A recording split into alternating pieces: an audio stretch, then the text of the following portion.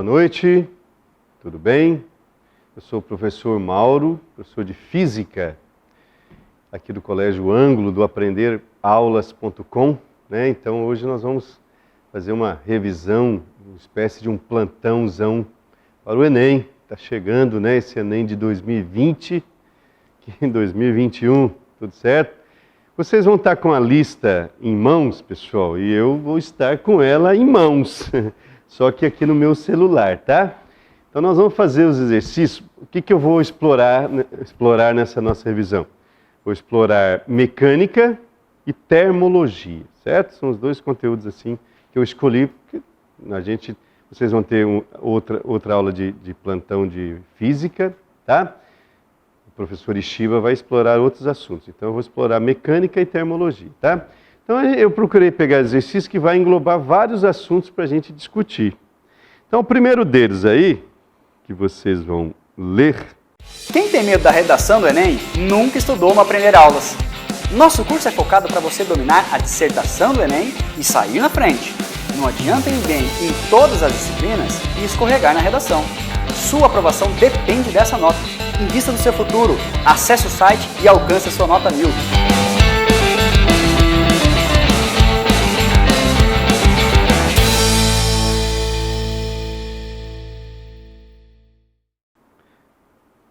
É o exercício do ano passado, 2019, quer dizer, do Enem de 2019, tá?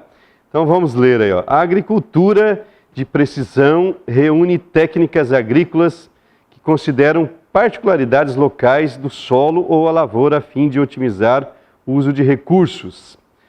Uma das formas de adquirir informações sobre essas particularidades é a fotografia aérea de baixa altitude realizada por um veículo aéreo não tripulado, chamado VANT.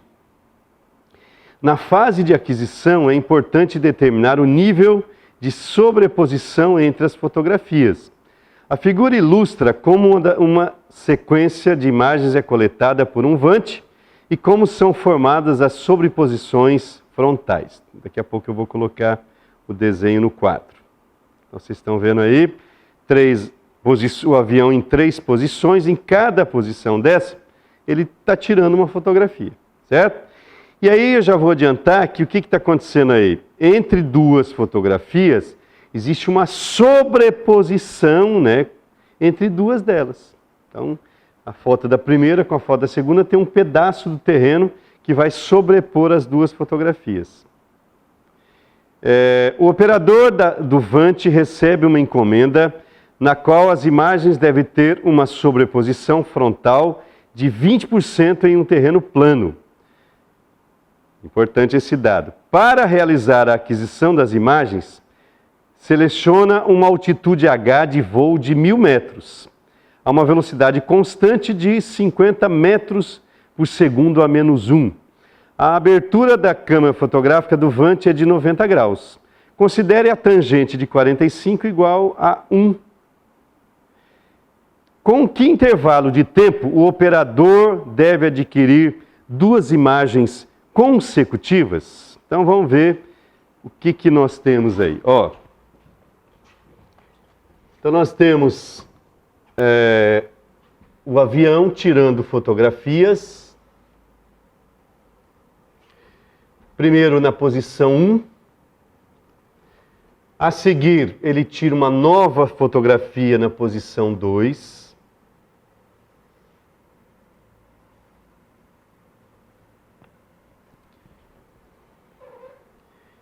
E uma nova fotografia na posição 3.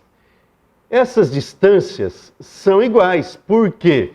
Porque o exercício falou que o avião está com velocidade constante. Então, esse é um movimento retilíneo uniforme, tá? Então, posição 1, 2, 3 são as posições.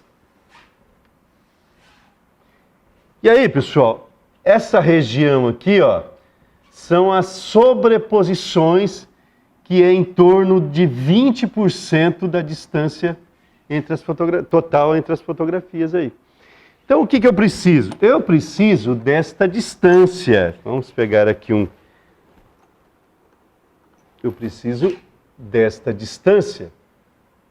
que nós vamos chamar de D, ou de 1 a 2 ou de 2 a 3, que é a distância entre duas posições. Por quê? Conhecendo a velocidade do avião, que é 50 metros por segundo, ele escreveu 50 metros por segundo, na verdade ele escreveu assim aí no texto, 50 metros segundo a menos 1, né?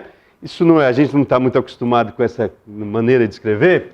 Esse segundo, se eu passar para o denominador, ele vai com o sinal do expoente trocado. Então é o nosso famoso 50 metros por segundo. Então a gente sabe que a velocidade é dada pela distância percorrida, pelo tempo gasto, né?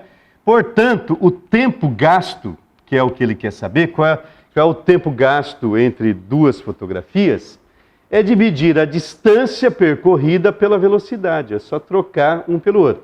Então eu tenho a velocidade, eu preciso da distância, então eu preciso daquela distância entre as duas posições em que o avião vai tirar a fotografia.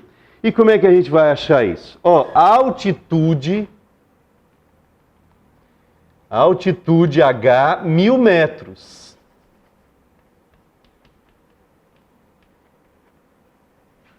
Então ele está sobrevoando em relação ao solo a uma altitude de 1000 metros, certo? O ângulo de abertura da máquina aí, das fotografias, é um ângulo de 90 graus, perpendicular em relação aos vértices ali. Então, pessoal, o que nós temos? Ó, se as velocidades são constantes, essa distância é igual a essa, que é igual a essa, que é igual a essa, que é igual a essa, que é igual a essa. Isso aqui, então, cada figura dessa é um triângulo retângulo isósceles, né? O que é um triângulo retângulo isósceles? Aquele que tem os catetos iguais. Os catetos são os lados que formam o ângulo de 90 graus. O lado oposto é a hipotenusa, né? Só que eu preciso, na verdade, deixa eu fazer um outro desenho aqui. Se vocês olharem com muito carinho, vocês vão ver que isso aqui, que está em azul, é um paralelogramo. Se eu souber esse tamanho, eu sei esse tamanho. São lados... É um paralelogramo, inclusive é um paralelogramo equilátero, né? Os lados iguais. Então, os lados opostos são sempre iguais. Então, isso aqui também vale D, esse pedaço azul. O problema é os 20% aqui. Bem, agora partindo para a questão da matemática, ó, deixa eu tirar um triângulo daquele lá, para a gente analisar só ele.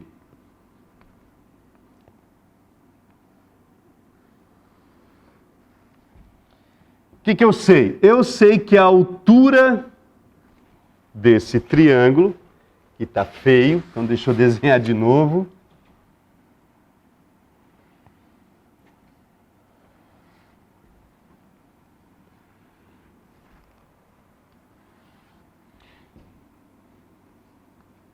Eu sei que a altura desse triângulo aqui vale 1000.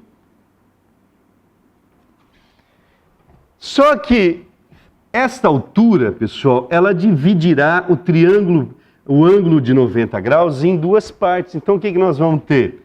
Cada pedaço desse vai valer 45 graus. 45 desse lado, 45 desse lado.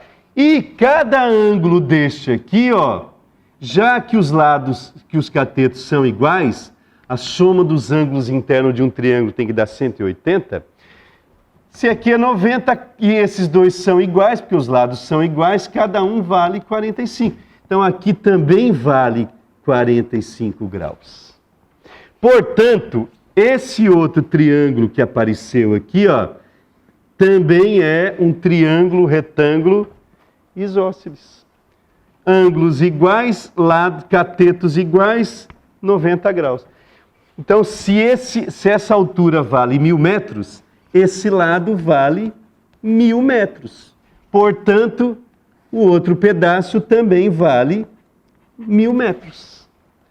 Isso quer dizer que toda a distância do começo da foto até o final da foto, do primeiro posição do avião, vale 2000 metros. Então ele andou Na hora que ele começou, a foto pegou aqui até aqui, então ele percorreu, né, em relação ao solo, uma distância de 2.000 metros. Aí o que eu tenho que fazer? Eu preciso desse pedaço, então eu desconto 20%. Matemáticazinha, regrinha de 3, né? Se 2.000 é 100% do total, lógico que vocês devem estar jogando sapato na tela do computador, professor. Você não vai fazer essa conta, né? Eu vou só porque por uma questão didática, né? 20% ou 80%, porque eu preciso de 80, mas aqui eu vou retirar os 20 aqui, tá? Seria x, que vai dar 400 metros. Então, pessoal, o que a gente tem que fazer? Tirar dos 2.400 metros, isso quer dizer que a distância entre as duas posições do avião, 2.000 menos 400 vai dar 1.600 metros, a posição entre a distância entre cada posição do avião. Agora eu vou partir para a resolução do exercício, né? Quanto tempo vai demorar? Então, ΔT será igual à distância 1.600, dividido pela velocidade 50, certo?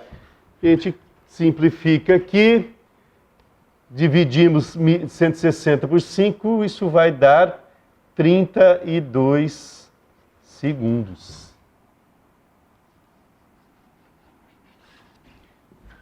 Certo? Então, o tempo gasto entre as duas posições aqui é igual a 32 segundos, certo? Então, ó, exercício clássico de Enem, né?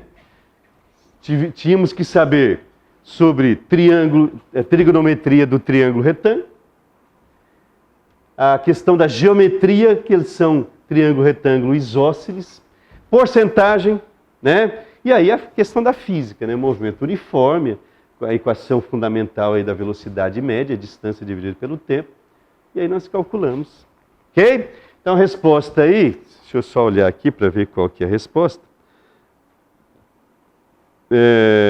A resposta aí, né, letra B de bola, 32 segundos.